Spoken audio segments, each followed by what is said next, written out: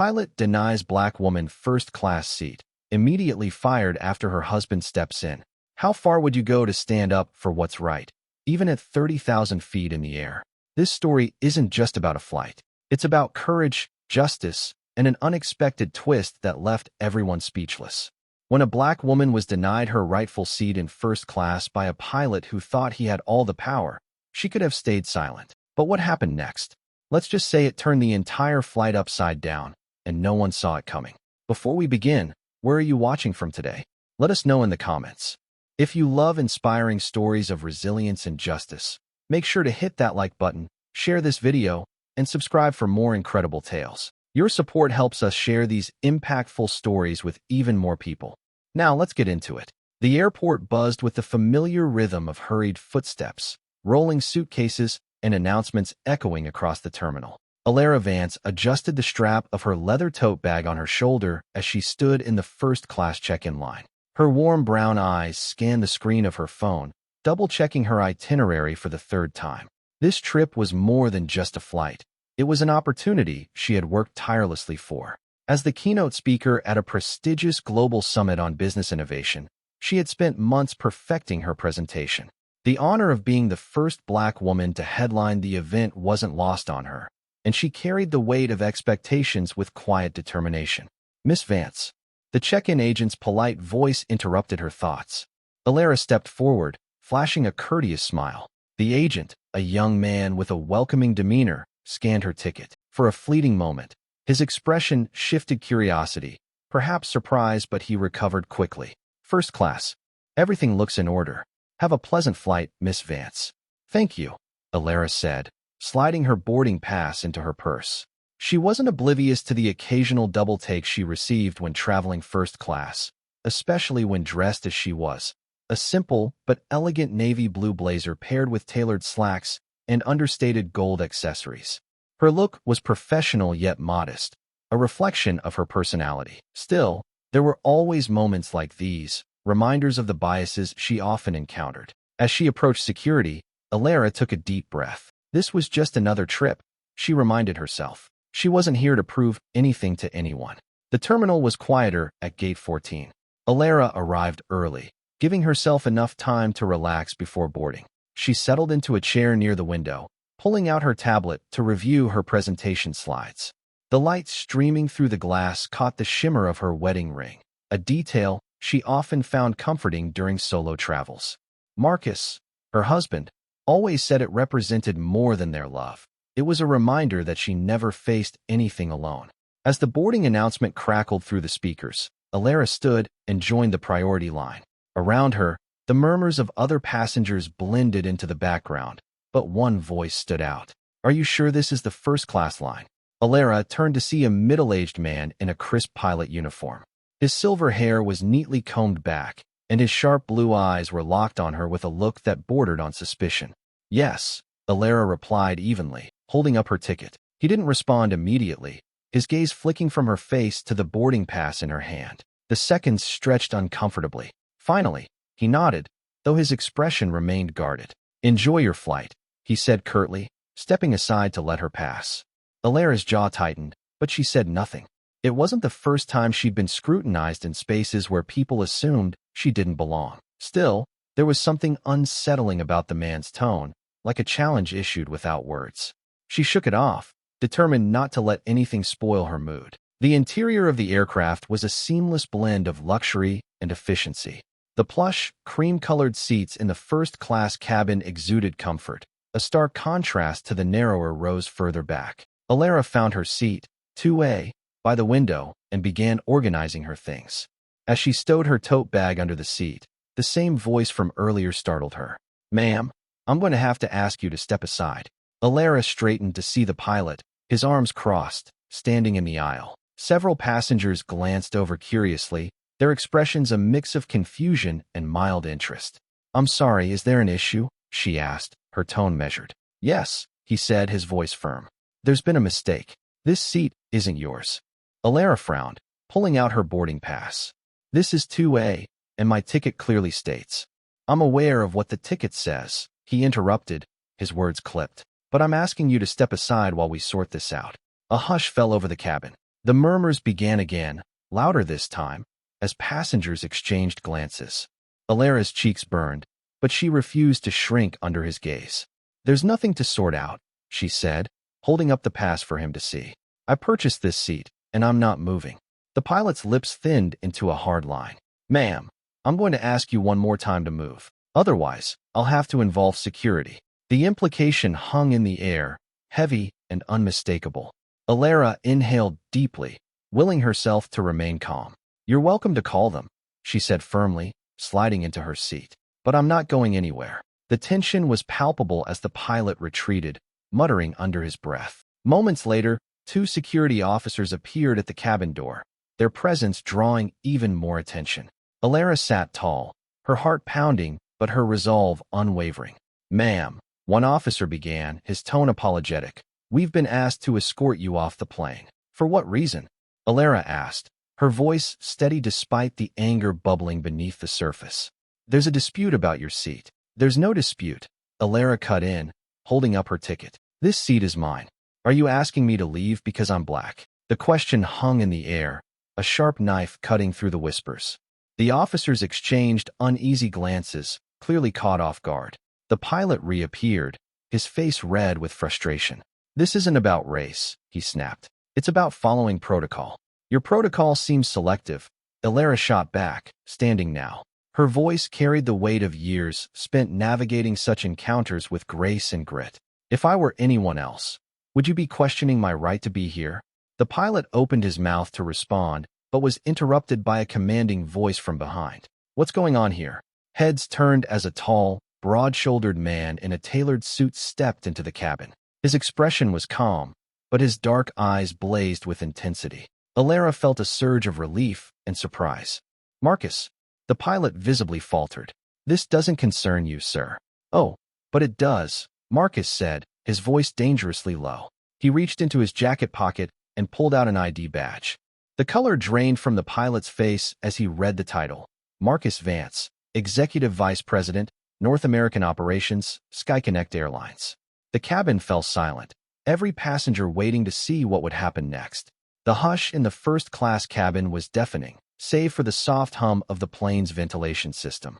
All eyes were on the tall, commanding figure of Marcus Vance as he slowly returned his ID badge to the inner pocket of his blazer. His movements were deliberate, his expression one of calculated control. Marcus wasn't just Alara's husband. He was a man who commanded respect wherever he went, and today was no different. Alara, standing by her seat, felt a wave of emotions.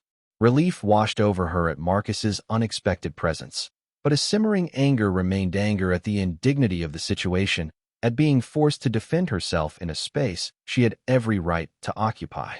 Marcus's gaze flicked between the pilot, who now stood rigid and uncomfortable, and the two security officers, who looked increasingly uneasy. "Would someone care to explain why my wife is being harassed in her rightful seat?" Marcus's voice was calm, measured, but it carried the weight of authority. It was the kind of voice that demanded answers. The pilot, Captain Paul Dyson, straightened his shoulders in a futile attempt to reclaim his composure. "Mr. Vance, this is simply a misunderstanding," he began, though his voice betrayed a hint of defensiveness. "There was an issue with the passenger's ticket." "There is no issue with her ticket," Marcus interjected, his tone sharpening. He reached for Alara's boarding pass, which she handed to him without a word. Holding it up for the entire cabin to see, he continued, "This clearly states first class, seat 2A. If there's any misunderstanding, it's on your part, Captain." Captain Dyson's jaw tightened. He was a man unaccustomed to being questioned, especially not by someone of Marcus's stature. "I was following protocol," he said, his voice taut. "We have to ensure all passengers belong in the seats they've been assigned.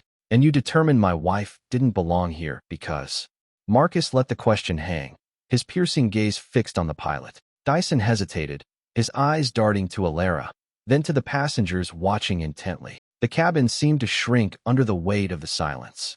"I acted based on the information available at the time," the pilot finally said, sidestepping the implication.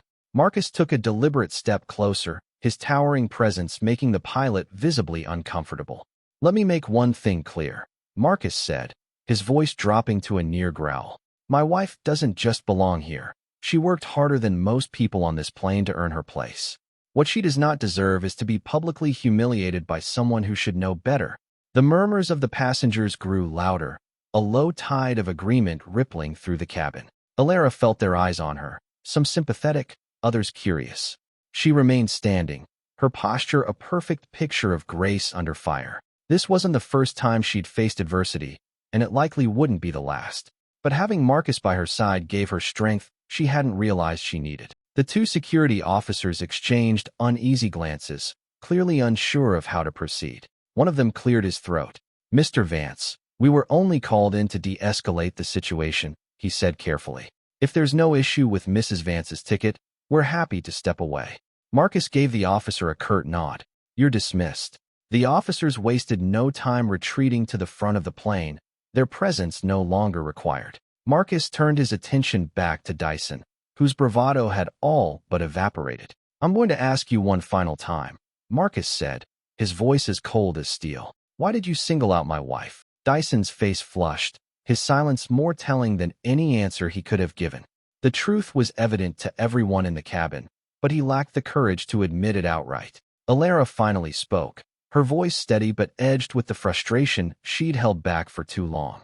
"Captain Dyson, let's not waste any more time.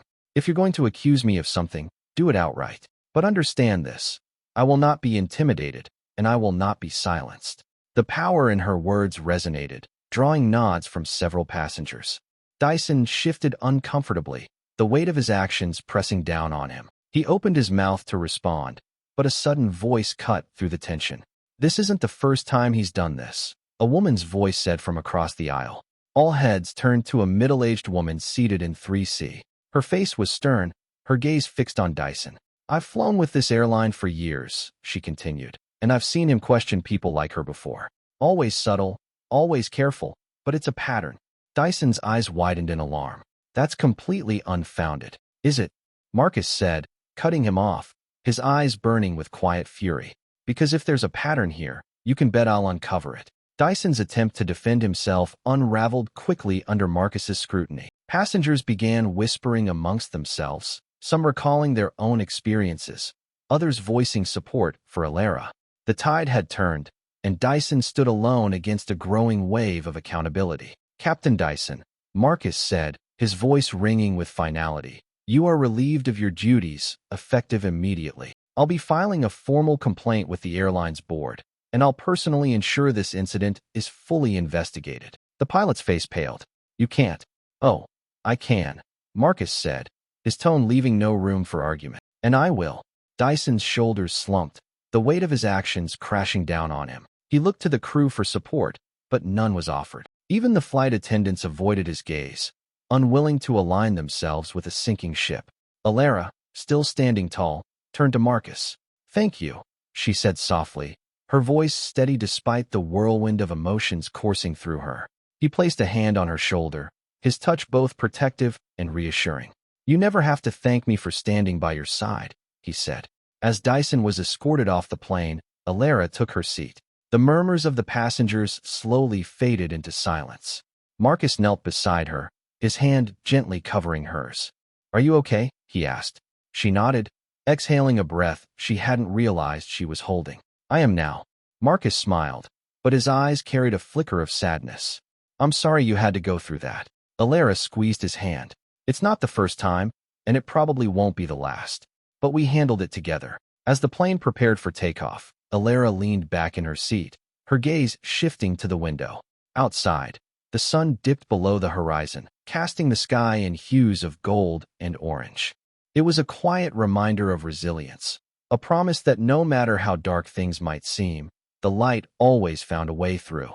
The plane settled into an uneasy silence as the hum of the engines filled the void left by Captain Dyson's departure. Passengers exchanged glances, their expressions a mix of discomfort, curiosity, and quiet awe at what had just transpired.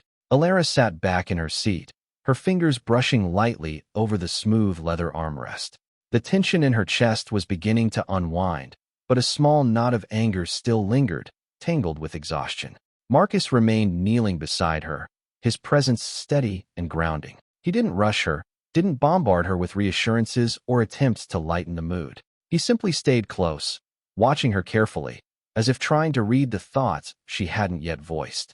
Alara appreciated that about him, his ability to sense when she needed space even as he provided silent support. She finally turned her head to meet his gaze. "You didn't have to do that," she said softly, her voice barely carrying over the low murmur of the cabin. Marcus's brow furrowed. "Of course I did." "No," she said, shaking her head gently. "I mean, you didn't have to come onto the plane. You could have handled it from outside. But you walked in here, in front of everyone, and put yourself on the line." Marcus's lips quirked into a small, rueful smile. "Alara, you're my wife. There's no line I wouldn't cross for you." His words were simple, yet they carried a weight that pressed gently against her heart. For a moment, she allowed herself to lean into that comfort, letting it fill the spaces left hollow by the day's events. From her seat, Alara could feel the eyes of the other passengers lingering on her. She glanced around, meeting a few gazes, some warm with quiet solidarity, others hesitant or curious, as if unsure how to process what they'd witnessed. A man 2 rows back gave her a small nod, and a young woman across the aisle mouthed, "You're amazing." Alara smiled faintly, a gesture of acknowledgement rather than triumph. She didn't feel amazing. If anything, she felt drained. The adrenaline that had surged through her moments earlier was now ebbing, leaving her muscles heavy and her thoughts slow. A flight attendant approached cautiously, her polished heels clicking softly against the carpeted aisle. She was young, with wide brown eyes that darted nervously between Alara and Marcus. Her name tag read Clara, and her hands were clasped tightly in front of her. "Mrs. Vance," Clara began, her voice tentative, "I just wanted to apologize for everything. What happened back there was completely unacceptable, and on behalf of the crew, I'm really sorry." Alara studied her for a moment. Clara's sincerity seemed genuine, but Alara had learned long ago to measure apologies not just by words, but by the actions that followed. "Thank you," Alara said evenly. "I appreciate you saying that." Clara hesitated, as if expecting Alara to say more, but when nothing else came, she offered a nervous smile and excused herself. As she walked away, Alara noticed the furtive glance Clara shot toward the cockpit, where a new pilot had presumably taken over. It was a reminder that even in Dyson's absence, the echoes of his behavior still lingered. As the plane began taxiing toward the runway, Marcus rose and took his seat across the aisle. Alara watched him settle in, his expression thoughtful as he pulled out his phone to check emails.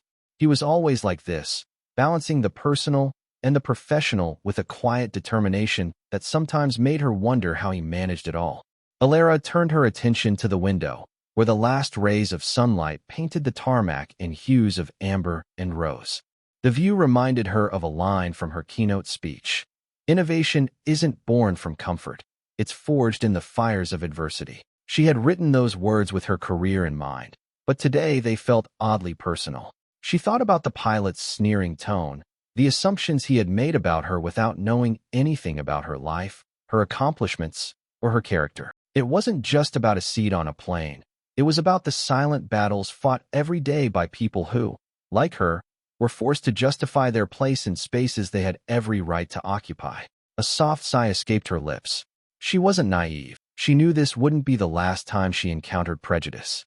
But it was the first time in a long while that she had been forced to confront it so publicly, and the weight of that realization settled heavily on her shoulders. A few minutes into the flight, as the plane leveled off at cruising altitude, there was a light knock on Alara's armrest. She turned to see the middle-aged woman from 3C standing beside her, holding a small tray with 2 glasses of champagne. "I thought you might like this," the woman said with a kind smile. "It's on the house, or at least it should be." Alara chuckled softly, accepting the glass. "Thank you. That's very thoughtful of you." The woman shrugged, setting the second glass on Marcus's tray table. "It's the least I could do. I've seen too much of what you dealt with today, and I'm tired of staying silent. People need to start speaking up."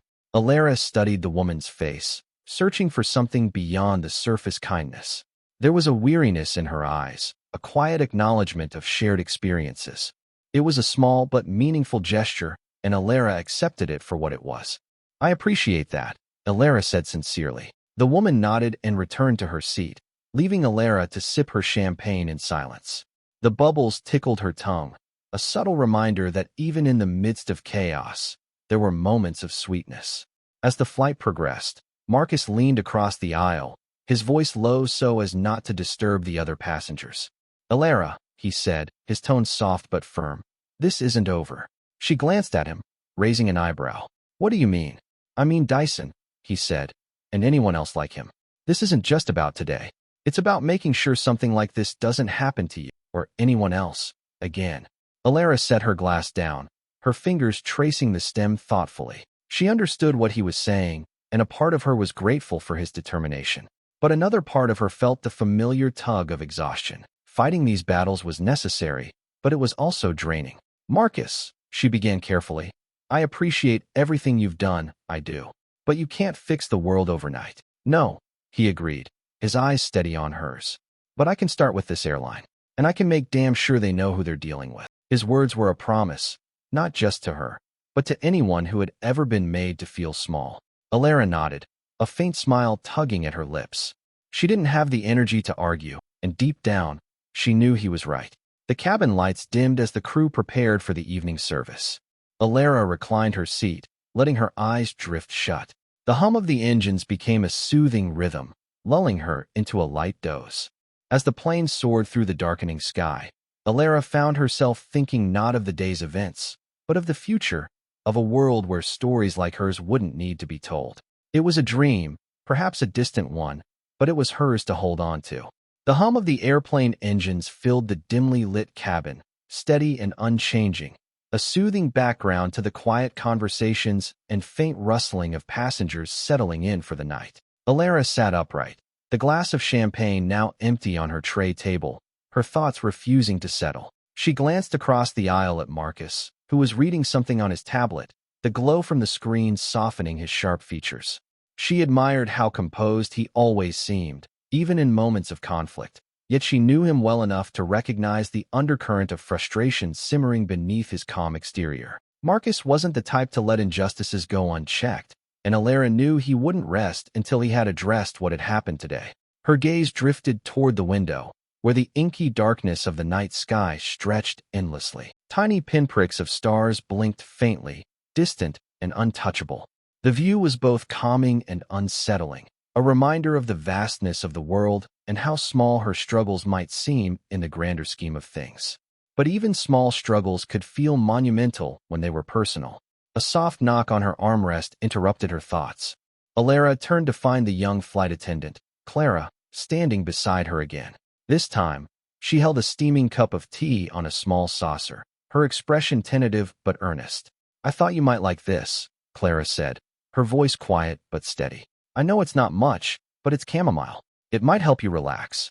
Alara studied the young woman for a moment, noting the slight tremble in her hands as she held the saucer. It was clear Clara was nervous, though Alara wasn't sure if it was because of the earlier confrontation or something else entirely. "Thank you," Alara said, accepting the tea with a small smile. She didn't have the heart to refuse the gesture, even though her mind was too restless to truly relax. Clara lingered for a moment, shifting her weight from one foot to the other. "Mrs. Vance, I just wanted to say, I really admire how you handled everything earlier. A lot of people would have. Well, I don't think I could have been as calm as you were." Alara tilted her head, her expression softening. "Sometimes calm is the only choice you have," she said. "But thank you. That means a lot." Clara nodded, her lips curving into a faint smile. "If you need anything else during the flight, please don't hesitate to ask." As Clara walked away, Alara sipped her tea, savoring the warmth that spread through her hands and chest. The kindness, however small, was a balm for the lingering sting of the day's events.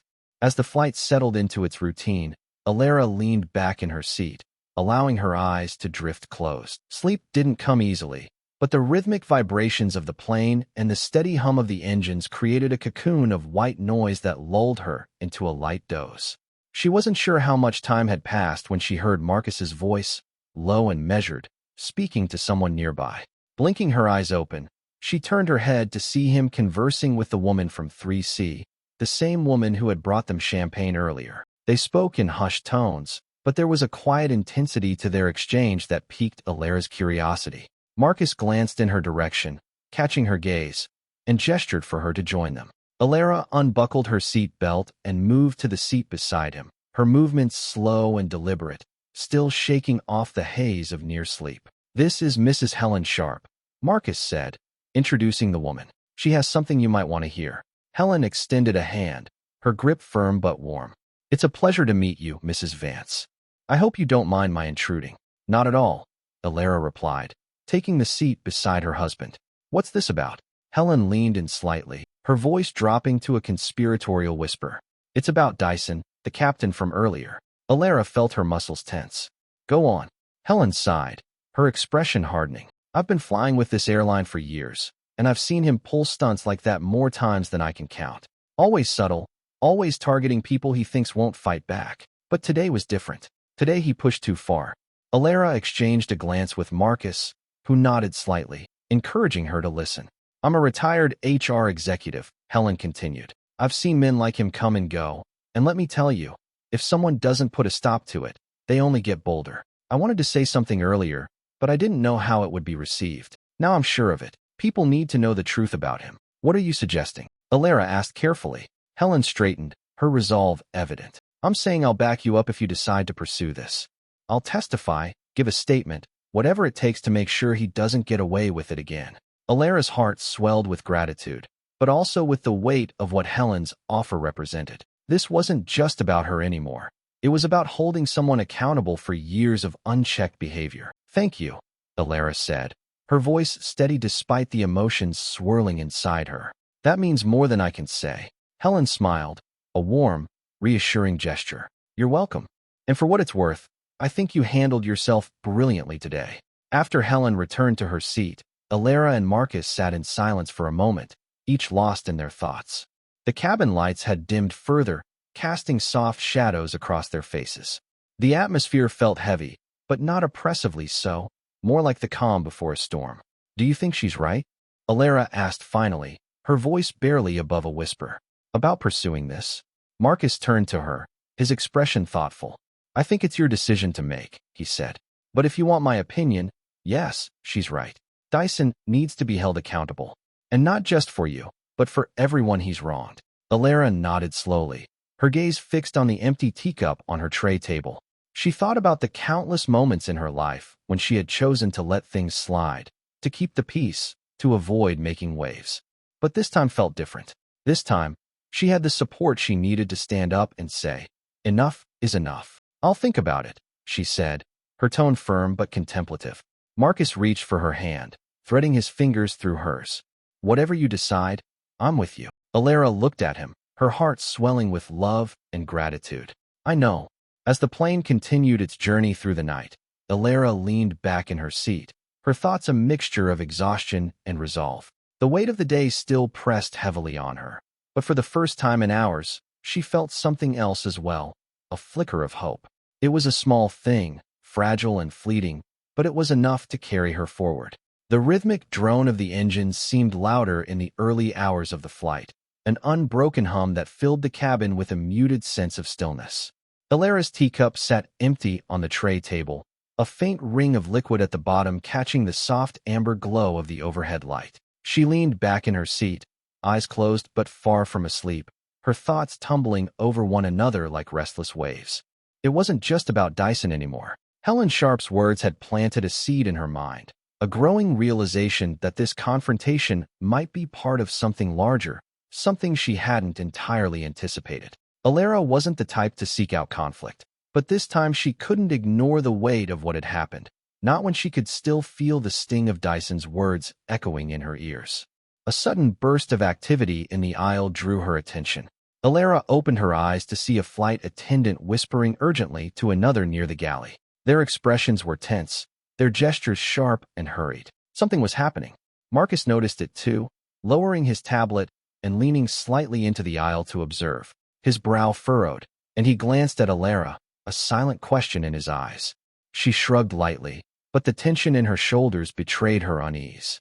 Moments later, Clara, the young flight attendant who had brought Alara tea earlier, approached their row, her face pale and drawn. She knelt beside Marcus, her voice low enough to avoid disturbing the other passengers. Mr. Vance, she began, glancing nervously at Alara before continuing, I thought you should know. Captain Dyson hasn't left the plane yet. Alara's stomach tightened. What do you mean? She asked, her voice steady but edged with concern. Clara swallowed hard. He was supposed to disembark after being relieved of duty, but we just found out he's still in the crew rest area. The new captain informed us a few minutes ago. Marcus's jaw clenched, his expression darkening. Why wasn't he removed immediately? Clara hesitated, her gaze flicking to the floor. I think he talked his way into staying on board. He claimed he wanted to rest before his next flight. Marcus stood abruptly, his height and presence suddenly towering over the seated passengers. That's unacceptable, he said, his voice low but firm. Where is he now? In the back, Clara said quickly, near the crew quarters. The cabin supervisor is speaking with him. Marcus's eyes narrowed. Take me there. Alara reached out, her hand brushing against his sleeve. Wait, she said softly, her voice grounding him. Let me come with you. He hesitated, his eyes searching hers for a moment before nodding. Okay, let's handle this together. The rear of the plane was noticeably quieter, the narrow aisles lined with darkened windows and sleeping passengers. As Alara and Marcus approached the crew rest area, the tension in the air grew heavier, the kind of charged silence that often preceded an argument. They found Dyson seated in a small, fold-down chair near the galley, his posture relaxed, almost defiant. He looked up as they approached, his expression shifting from indifference to irritation. The cabin supervisor stood nearby, her hands clasped tightly in front of her, her face etched with discomfort. Dyson, Marcus said, his voice sharp enough to slice through the quiet. You were supposed to leave this plane. Why are you still here? Dyson's lip curled into a faint sneer. I didn't realize I needed your permission to rest, he said, his tone dripping with sarcasm. Last I checked, I'm still an employee of this airline. Marcus took a step closer, his presence commanding even in the cramped space. You're not just any employee. You're someone who harassed and humiliated a passenger, my wife no less, without cause. The fact that you're still sitting here shows a complete lack of respect for accountability. Dyson leaned back, crossing his arms. You can't fire me, he said coolly. That's for corporate to decide. And until they do, I'm entitled to remain on this plane as much as anyone else. Alara stepped forward then, her voice cutting through the tension like steel wrapped in silk. This isn't about entitlement, she said. It's about responsibility. You abused your position of power, and now you're hiding behind technicalities instead of facing the consequences of your actions. Dyson's eyes flicked to her, and for a brief moment, she saw something there, guilt, perhaps, or fear. But it vanished as quickly as it appeared, replaced by the same smug indifference he had worn earlier. Before Dyson could respond, Helen Sharp appeared at the edge of the galley, her arms crossed and her expression grim. She had clearly overheard the exchange, and she wasn't about to stay silent. Dyson, she said, her voice carrying a weight of authority that made even the cabin supervisor stand straighter. You've been skating by on arrogance for years, but you finally crossed a line you can't smooth-talk your way out of. Dyson's face darkened. Who the hell are you? Helen stepped closer, her gaze unwavering. I'm someone who's seen enough of your kind to know exactly what you're doing. And let me tell you, this little act of defiance won't save you. The tension in the small space became almost suffocating. Alara glanced at Marcus, who was watching Dyson intently, his expression unreadable. Dyson's bravado began to falter under the weight of the scrutiny. The cabin supervisor, emboldened by Helen's presence, spoke up for the first time. Captain Dyson, I have already reported this incident to the airline's executive office. You should have been removed from this flight the moment Mr. Vance intervened. Dyson opened his mouth to argue, but seemed to think better of it. His shoulders sagged slightly, and the mask of arrogance slipped, revealing the uncertainty beneath. Marcus took a step closer, his voice low but resolute. This isn't just about one incident, Dyson. It's about a pattern of behavior that has no place in this industry or anywhere else. You can't run from this anymore. Dyson looked away, his jaw tightening. For the first time, Alara saw a flicker of defeat in his eyes. The cabin supervisor stepped forward, her tone firm. Captain Dyson, I'm instructing you to remain in the crew rest area for the remainder of this flight. Upon landing, security will escort you to the airline's disciplinary office. Further noncompliance will result in immediate termination. Dyson said nothing, his silence a reluctant acceptance of his fate. As the group dispersed, Alara felt a weight lift from her chest, though the journey was far from over. As she and Marcus made their way back to their seats, Alara felt his hand brush against hers, a silent gesture of reassurance.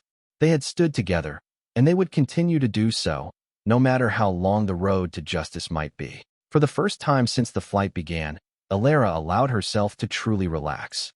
The stars outside the window seemed brighter now, their light a quiet reminder that even in the darkest skies, hope could shine through. The cabin lights had dimmed further as the hours crept into the early morning.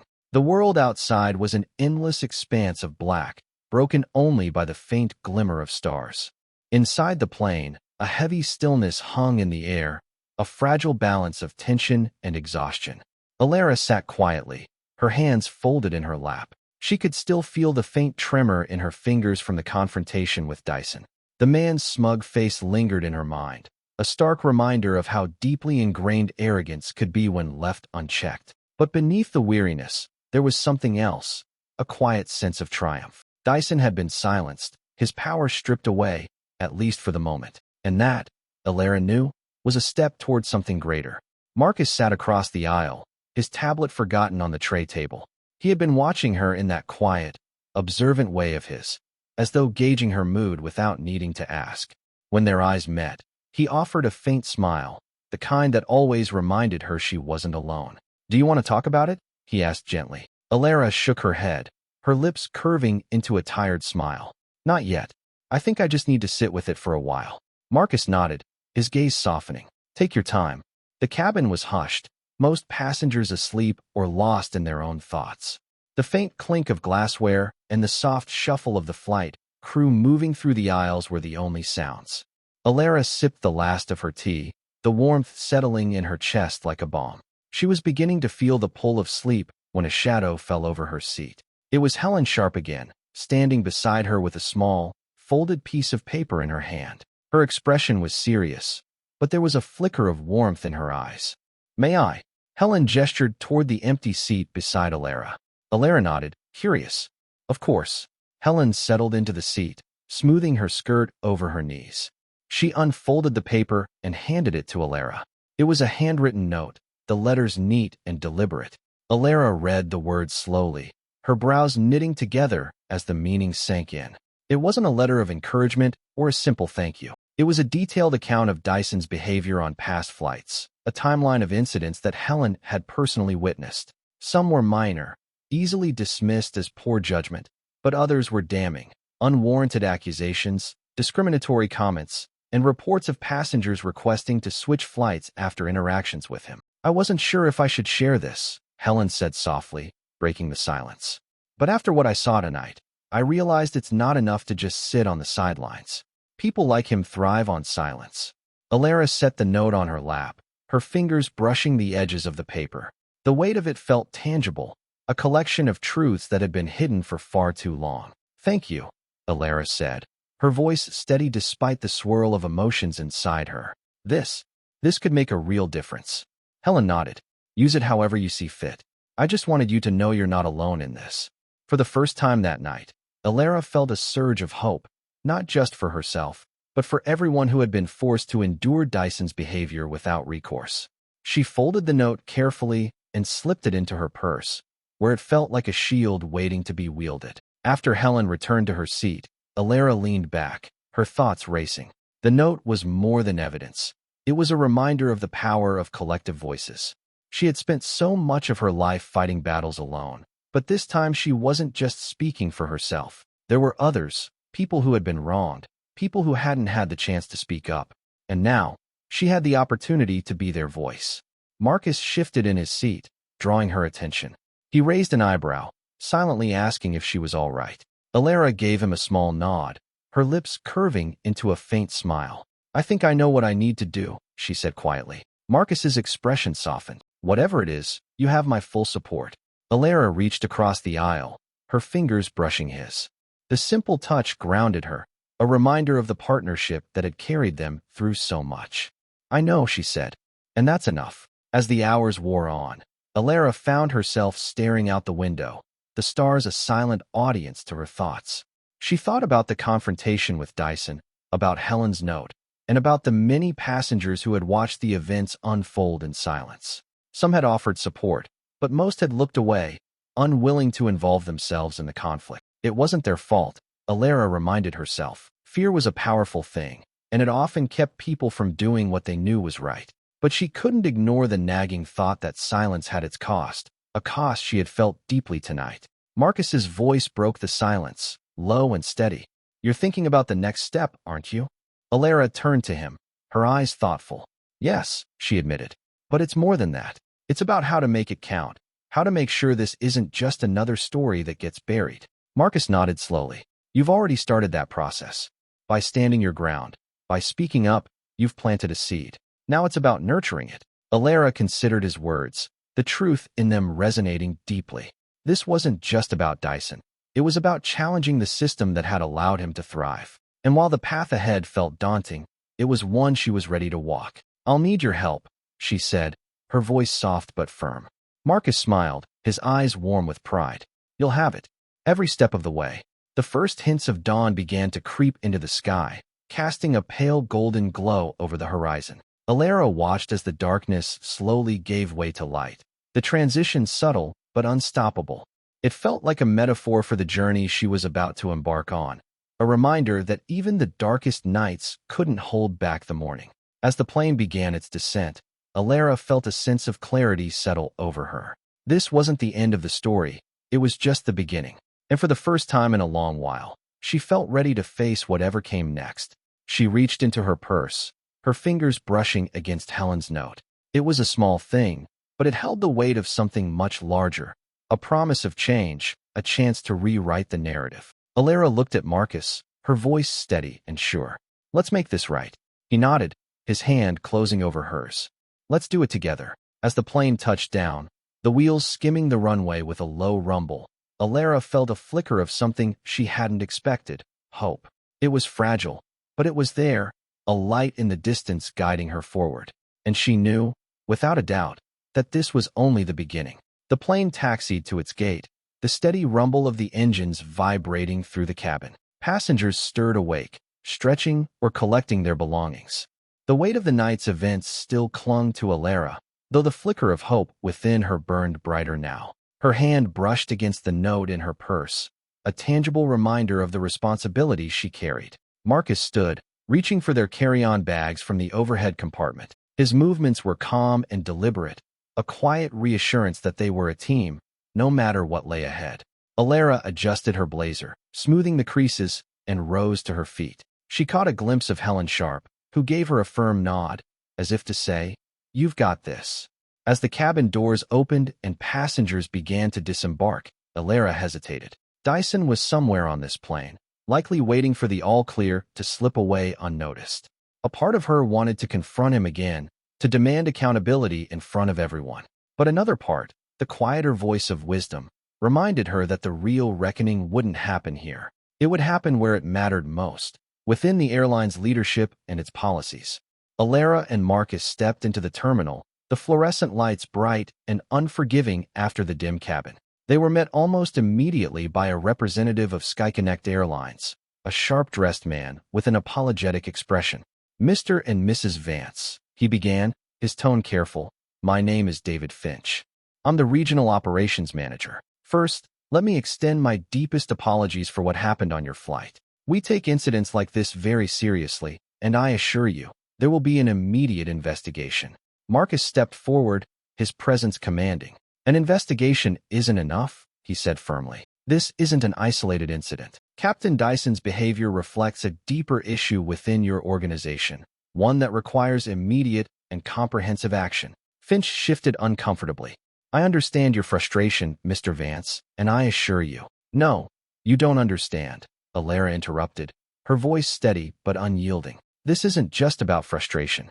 It's about the systemic failures that allow people like Dyson to continue abusing their positions of power. If you truly want to make this right, you'll need to do more than apologize." Finch hesitated, clearly caught off guard by her directness. "What do you propose?" he asked finally.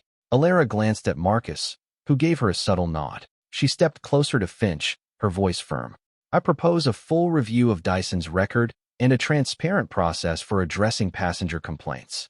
But more importantly, I want to ensure that every employee, from pilots to ground staff, undergoes mandatory training on bias and professionalism." Finch blinked, clearly unprepared for her measured yet bold demands. "That's a significant request," he said slowly. "It's the bare minimum, Marcus interjected. And as a shareholder in this company, I'll personally see to it that these changes are implemented. Finch nodded, his expression softening into something that looked almost like respect. Understood. I'll escalate this to senior leadership immediately. As Finch walked away, Alara exhaled deeply, the tension in her chest finally beginning to ease. Marcus placed a hand on her back, a gentle reminder that she wasn't carrying this burden alone. You were incredible, he said softly. Alara smiled, though her eyes were tired. I just said what needed to be said. Marcus shook his head.